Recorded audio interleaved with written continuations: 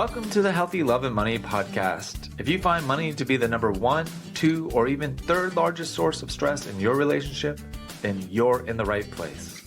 Going beyond how to budget, invest, and do your taxes, we're going to explore financial intimacy. Discover how to talk with your partner about your shared financial life. Let's take the awkward and painful out of money conversations. Join me and hit follow to listen to weekly inspiring, healing, and motivating interviews with financial therapists, couples therapists, and financial planners, and so many more. Let's go on the journey of financial intimacy together.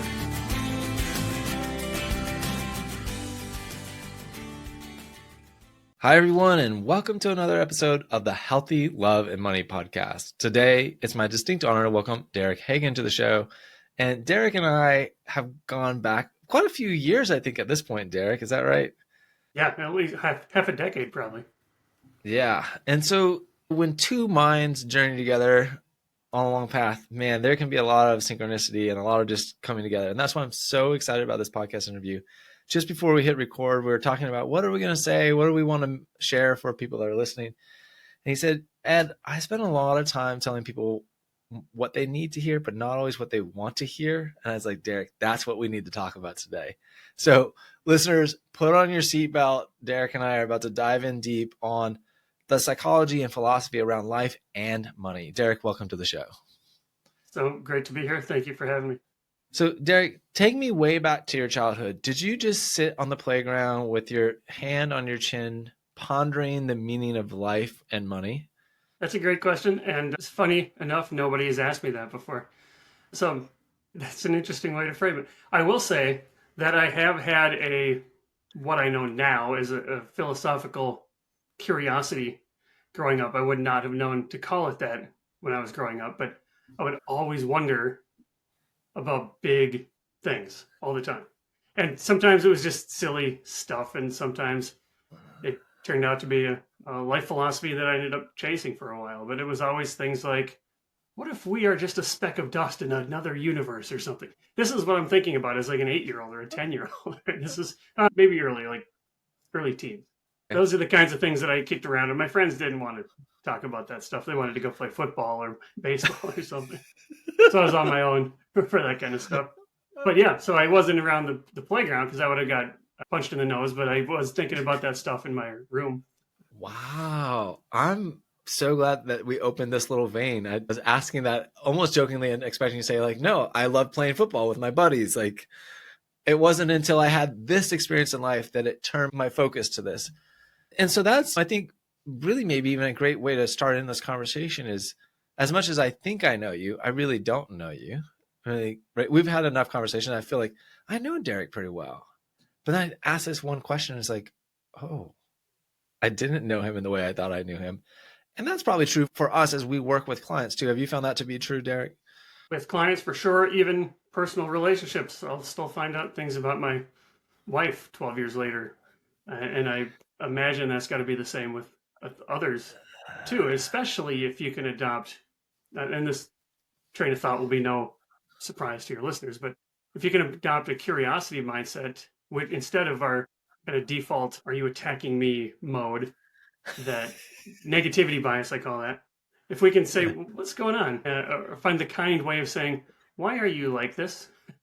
Don't ever say that, but that's the question you're trying to get to. And you'll find out, oh, you never got to listen to that kind of music because your dad didn't like that one lyric, or you never got to go tubing down this river because, for various reasons. And it's like, I never knew that, but that's different from my upbringing. So that's just nuanced stuff, right? Big picture stuff we knew, but once you get down into the weeds, there's always new things to learn, even with spousal relationships. So certainly with clients, being able to help clients and trying to keep that beginner's mindset or that curiosity mindset going, but also fostering an environment of curiosity to help them question each other too, or learn more about each other. Wow. Yeah. Wow. I love just us focusing in on curiosity. I think when I started training as a therapist, that was probably one of those first skills that they were really trying to equip us with, is how to be curious non-judgmentally. And you said, why do you do that? Of course, with kindly, because you can ask that question in a way that's very judgmental or fishing for a particular answer or trying to push them. But to be able to ask that, say, just from a genuine, authentic place, why is that true for you? And then let them respond in whatever way is actually true for them. That's really powerful. And I love you just naming like, yeah, I've been married all these years, and I think I know my wife, and it's not a binary. I know my wife. I don't know my wife. It's a I know her, and yet there's all these little nuances about her that I can continue to still discover. Powerful, man. Listeners, I hope that you're as excited as I am as we're diving into this. So you did have kind of this. You didn't know to call it philosophical outlook or asking the big questions of life from a young age.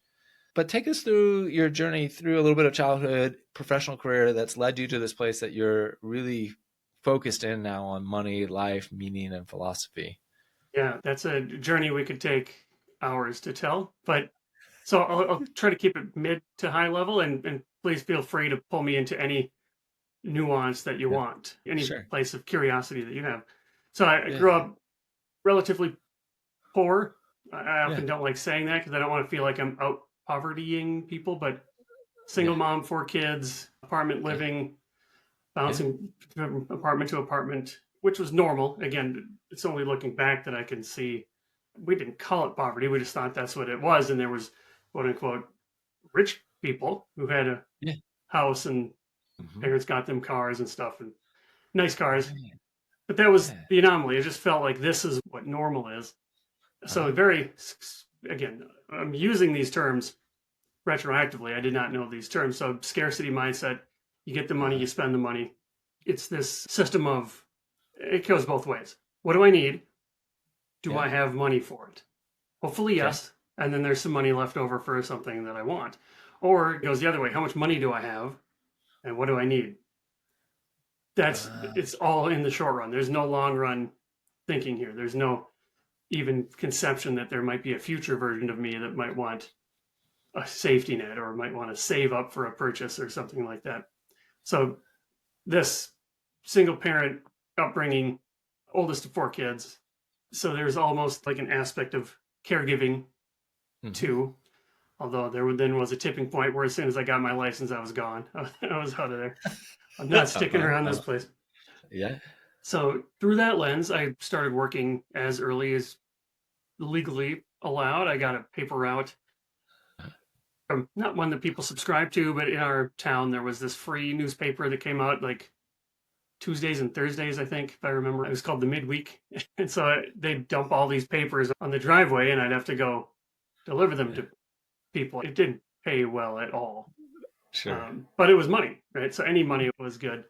Yeah. And there was a job when I was 15 or 14 for people in low socioeconomic statuses. I don't remember who they is, but there was some organization who organized it to help Yeah. people find jobs, kids find jobs.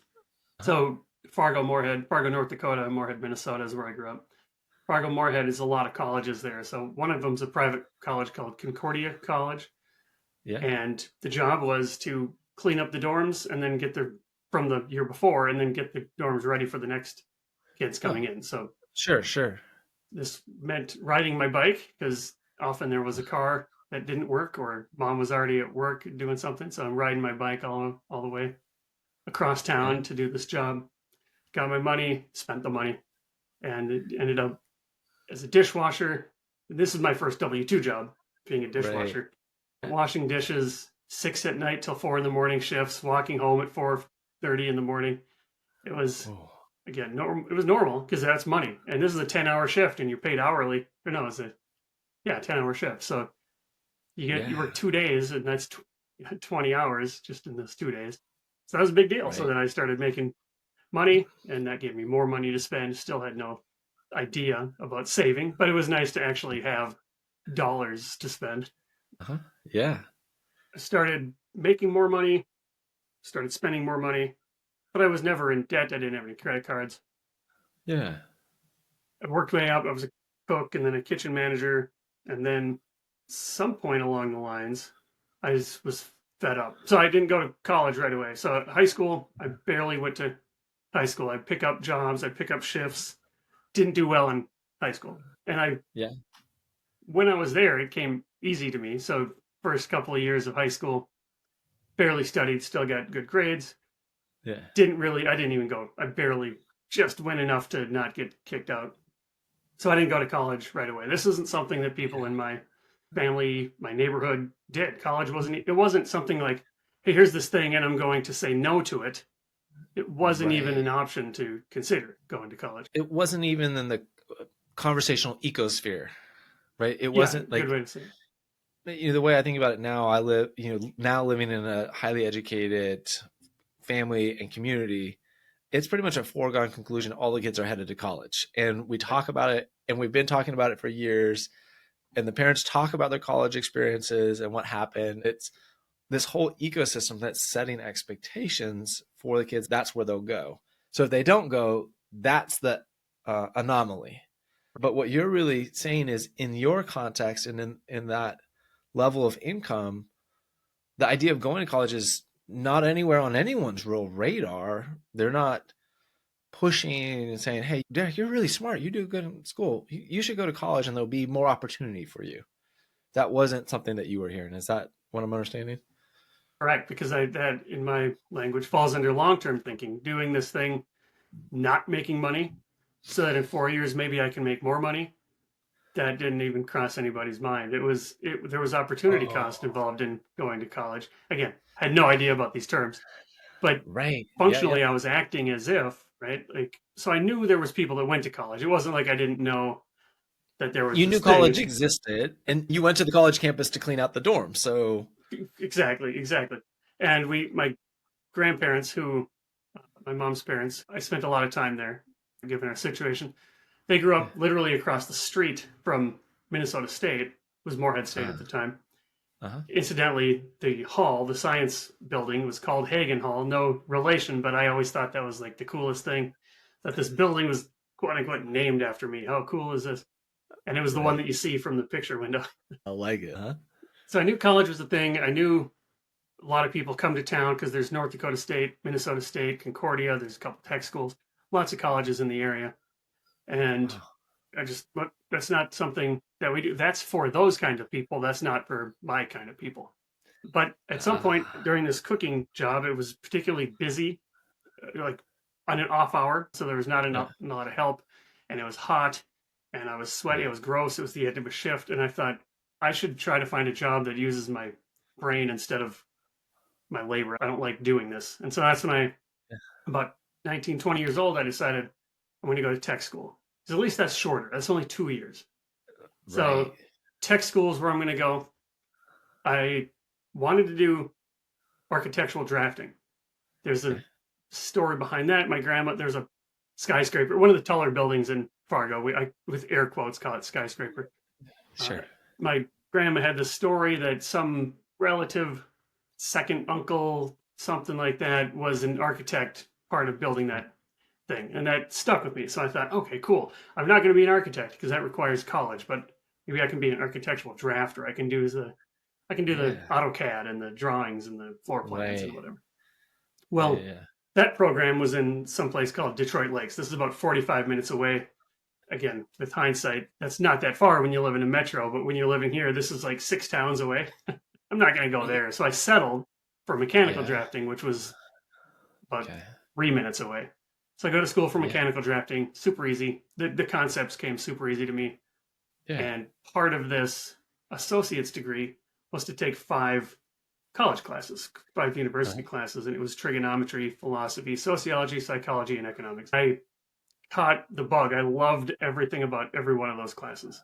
Wait, so say that again. So you're going to mechanical drafting school, but you ended up needing to take this broad spectrum of other topics as part of the program? Yep. So in the Okay. tech school, let's take a step Yeah. back. There's two options. You can do a diploma. So I could have done a Yeah. diploma of mechanical drafting, but there's an associate's degree, an associates of applied science. So to get the Uh, degree instead of just the diploma, you had to take 5 college courses. And I uh, can't remember if I got to pick. I don't think I did. I think you had to take math or trigonometry, which makes mhm. sense if you're dealing with Angles and mechanical engineering and stuff.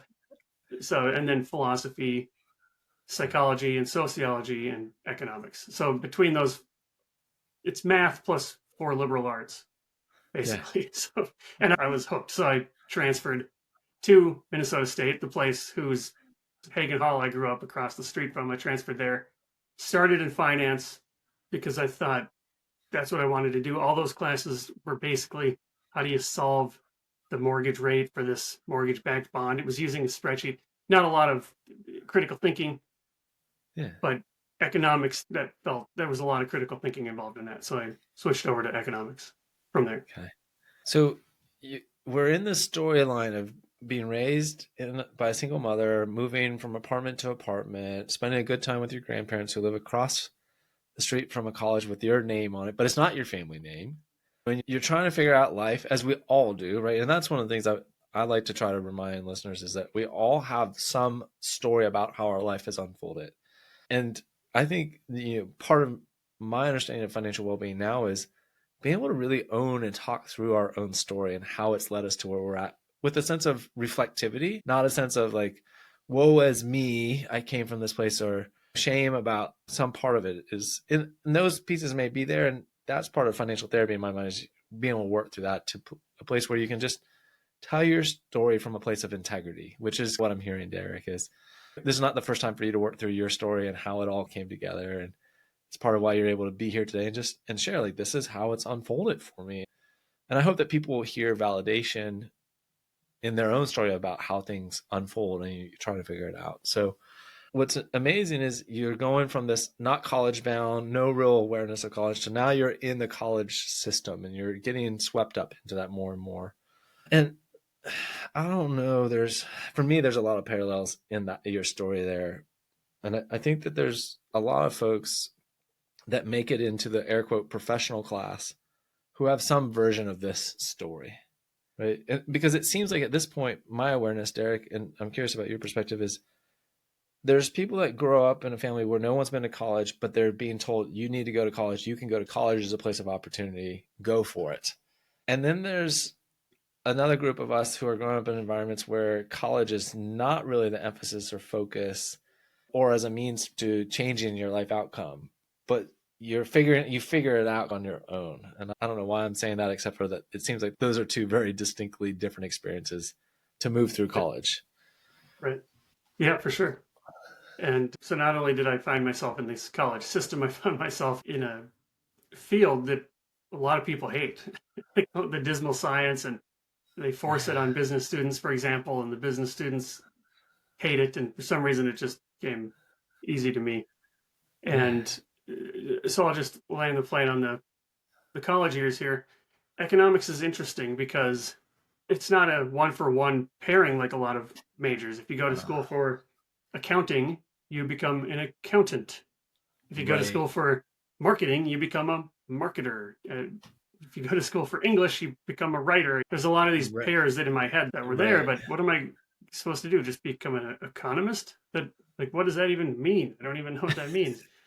So I was later on in, can't remember if this is junior, senior, but it was later on in my college career. So I'm in my mid 23, 24 years old. And I'm just waiting for the next step because this is all like, okay, this is a new thing for me. Here's what I got to do. I got to go to tech school. Oh, that's interesting. Now I go to college and now I got to take economics classes and then I got to take these classes and it's all sequential. And there's 2 advisors, both of whom are still friends. I said, okay, so I'm going to graduate soon. What's the next step? And they said, what do you mean? I said, well, what do I do next? And they said, well, we have some ideas. And one of the guys, Oscar Flores, said, you should go get a PhD in economics. Doug Greenlee, he said, you should do law school. There was another person who recommended business school, MBA classes. Over in the finance school, there was a guy who told me about the CFA, Chartered Financial Analyst thing. And I was like, this is just too many choices. Like, what? That's 4. I asked for the next step, not 4 choices. What do I do? 4 options. It's like door number 4. Tell me which one's the right one. And they said, well, what do you want to do? That was the first time in my life I ever been asked that. What do you want to do? So there was no next step. It was for me to figure it out. And I was angry. I remember being frustrated. Like, no, don't ask me this. Tell me which one of these to do and I'll go do it. No, this has to be your choice. And then, so this is existentialist philosophy where we're condemned to be free because everybody wants freedom. But with that freedom of choice becomes responsibility for your choice, which paralyzes us into not. So what if I pick law school and I hate law school and I miss out on going to get a PhD in economics? But what if I pick that and I don't like being a professor? What, can't handle this. So I remember for like a couple of weeks I was in the pits for having freedom for the first time in my life. And this is what I knew was going to come up in this conversation, and why I'm so glad to have this conversation is, right, we're not going to go deep into existential philosophy today on this podcast, as much as I might like to, but there's a whole line of thought for making sense out of this. And that crisis of meaning, I think, is what you're alluding to, right? And we may not always have the language to describe these experiences, but these are somewhat normal human experiences. And what I love that you're dovetailing is one of those major attributes that people look to money and careers for is freedom. But then once they're given and shown that they have freedom, and it's this great irony of like, I've been working so hard for this freedom. And sometimes we don't even know we're working for freedom. Like at that point, you didn't know you were working for your own freedom, probably. You were still under the mindset of, I'm working for the next right step. And surely someone outside of me knows what the next best thing is for me. And yet they all had already made this transition in their psychological mind that we actually don't know what the best thing is for Derek. We know this is an option that he can pick. We'll tell him about it. Hey, Derek, there's this road you can go down, PhD land. And here's some of the things about it. Hey, Derek, here's law school.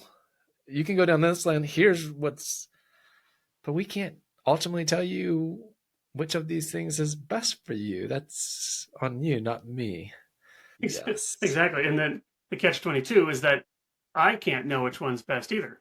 And that's the tricky thing about making decisions is I can never know which is going to be the best decision, except with hindsight, and actually even more nuance than that, because I can only know if that one path worked out, whatever worked out means, because I can't take all the paths, see how they all four worked out, and then rewind and then make the decision. So we're constantly making decisions in the face of all this uncertainty, and humans are just desperately uncomfortable with uncertainty, which is why people like me and I think others get so paralyzed when it comes to decisions, especially big decisions, because I don't know how it's going to work out.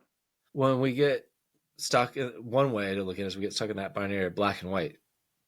There is one right answer and there's one wrong answer, instead of like all four are right answers with very different outcome. And so we're talking about a career path decision tree right now, but this plays out in financial planning all the time across a lot of topics.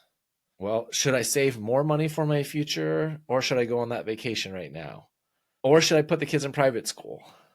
I've got to make a decision, or I can spread the resources across all three, but then I won't have the vacation I want.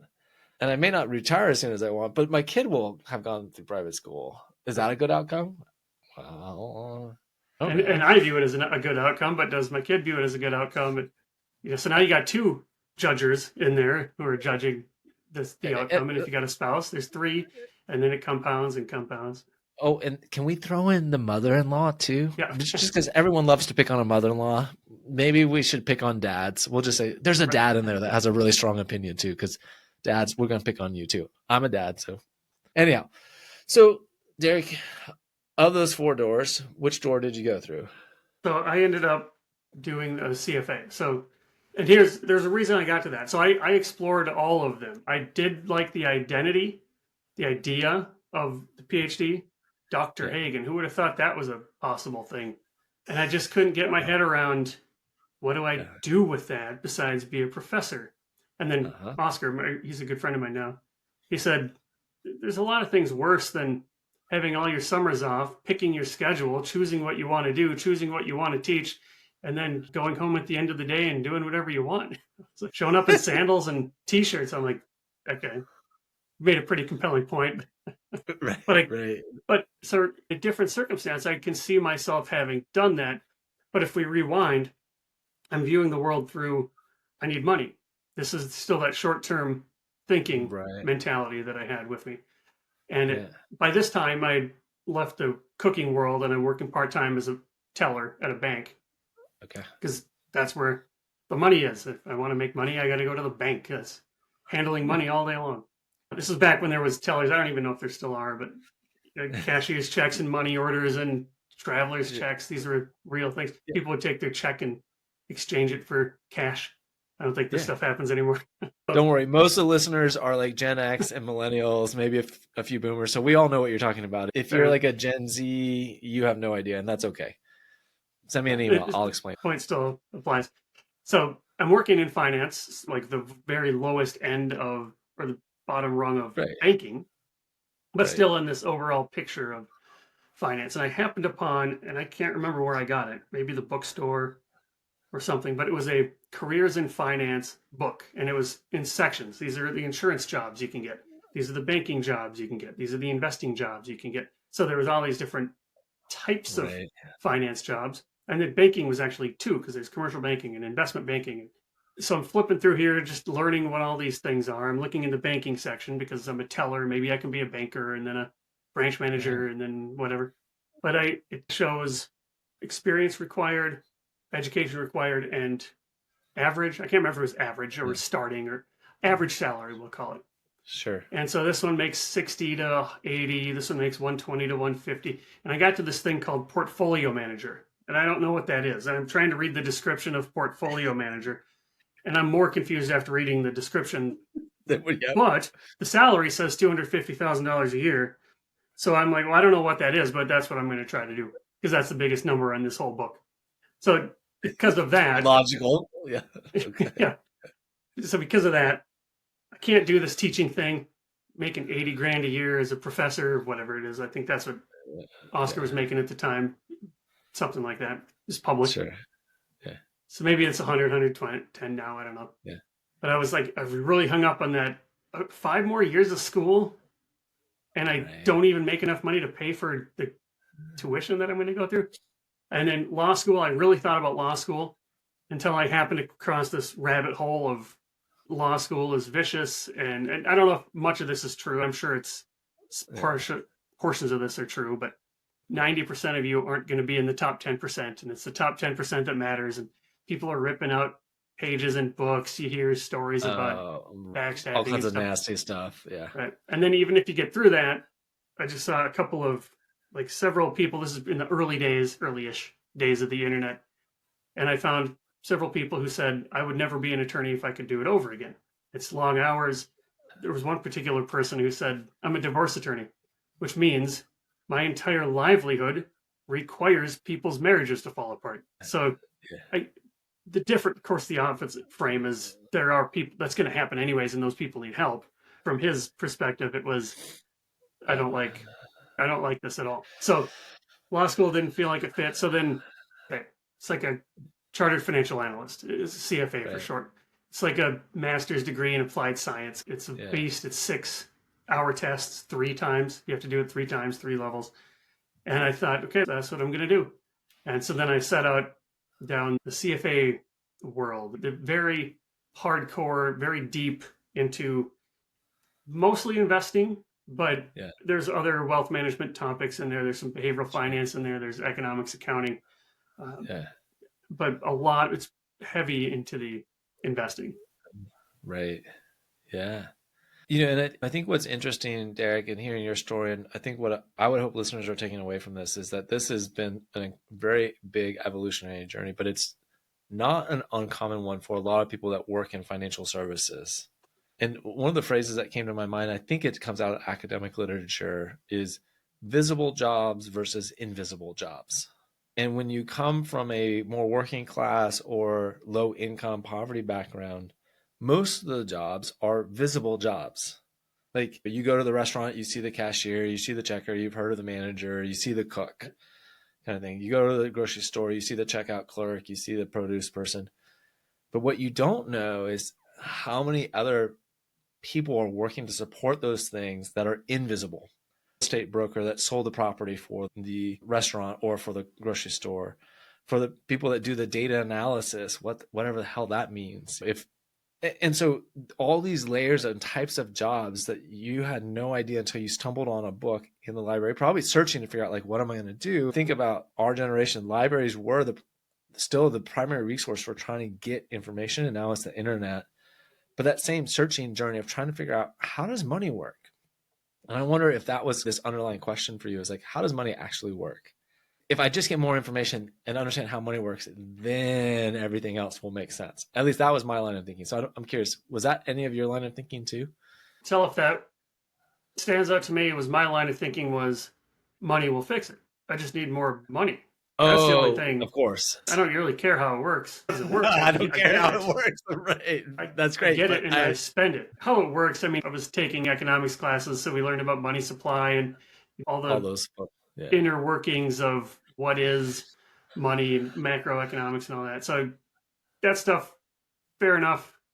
That's out in the clouds. But what about me? Like I just need to get my hands on some money. Right. I just want more money coming into my life, so I have more money to spend going out of my life. Yeah, it reminds me, and I'm going to slaughter the quote, but I think it's The Wedding Singer with Adam Sandler.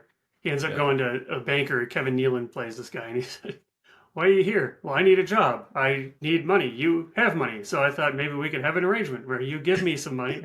That's what it is. Like, I just need money, and then I can spend the money or whatever. So I still didn't even have the awareness to know what do you do when you have it? Or what am I supposed, how do I make sure that this can help support me in the future or help support other causes? Or how can I use this intentionally? Or how can I, whatever. It was just, I just need to get my hands on some of this money.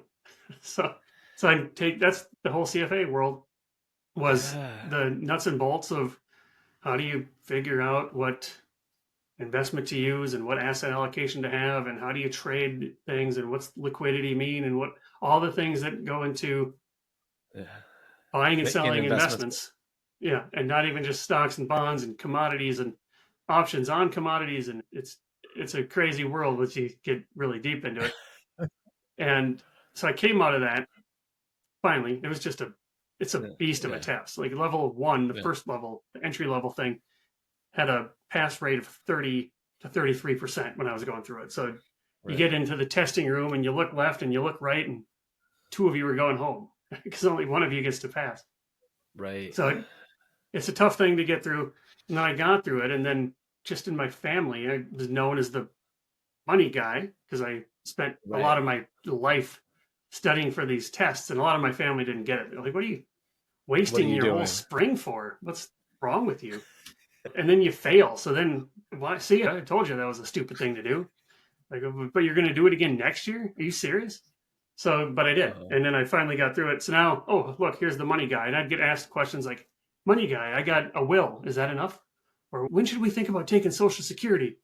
And I'm like, "Whoa, I don't know any of these things. I can tell you how to price a swaption, but I can't tell you when to take Social Security."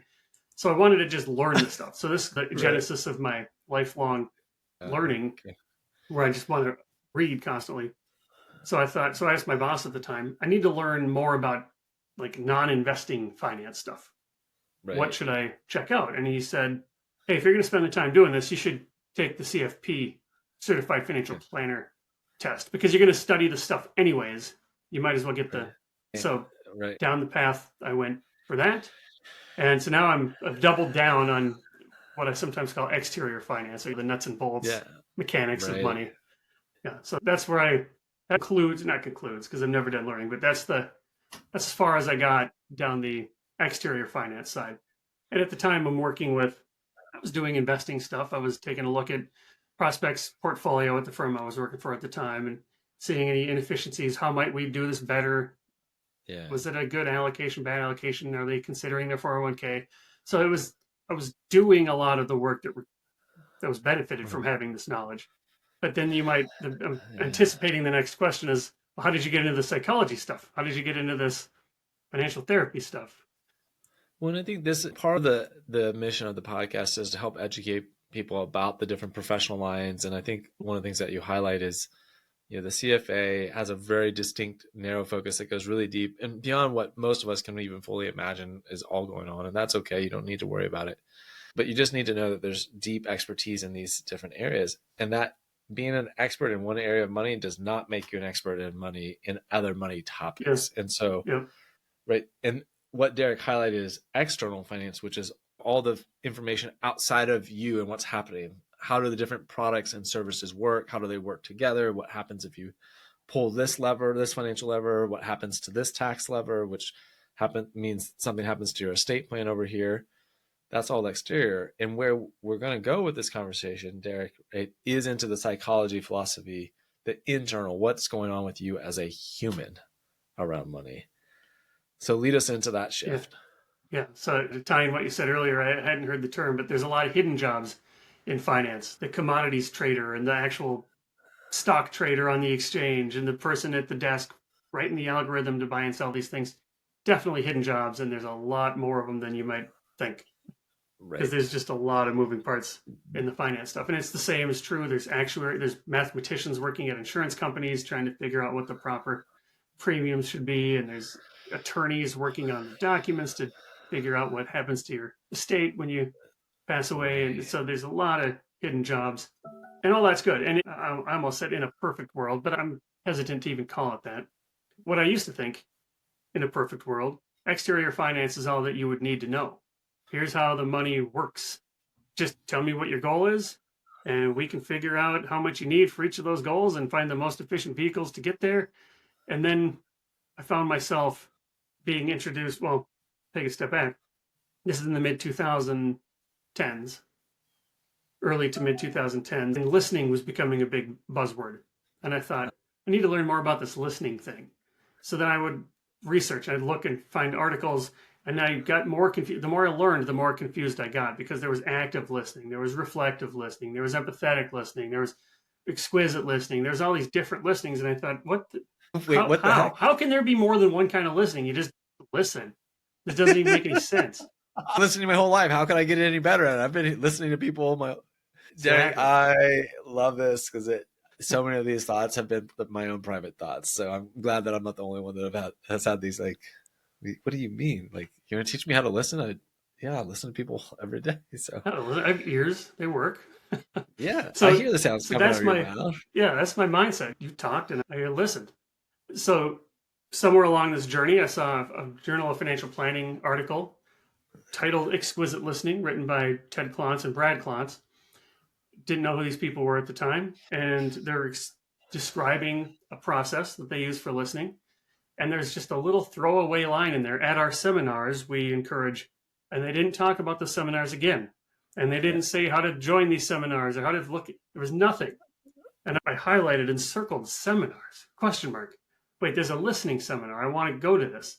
And this is before it was easy to find people's email addresses. But I finally found one of their email addresses and asked, what is this exquisite listening seminar? So anyway, I got in touch with Ted Klontz somehow, and he said, hey, I come to Nashville, outside of Nashville.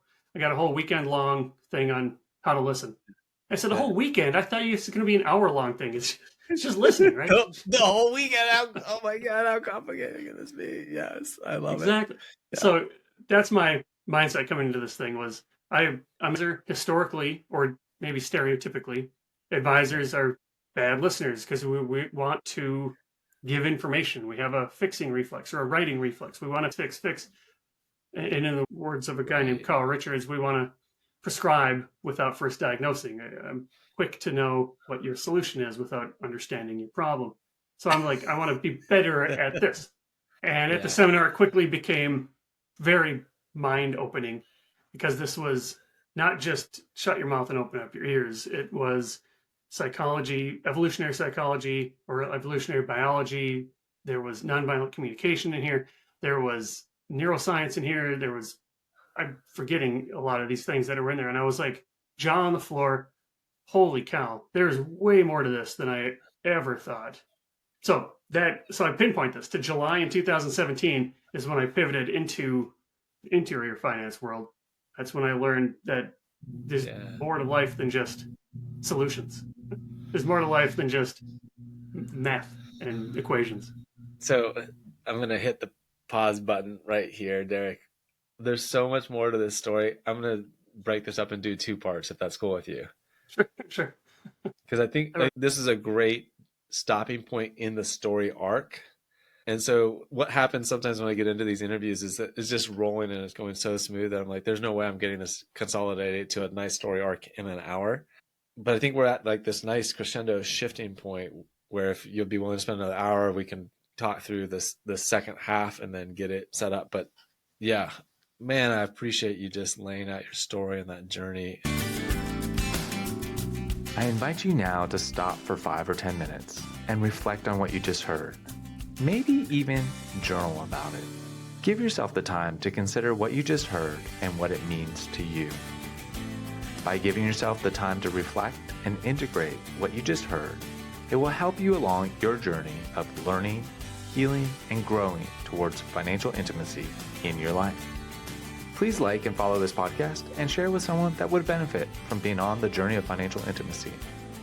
Wishing you healthy love and money, Ed.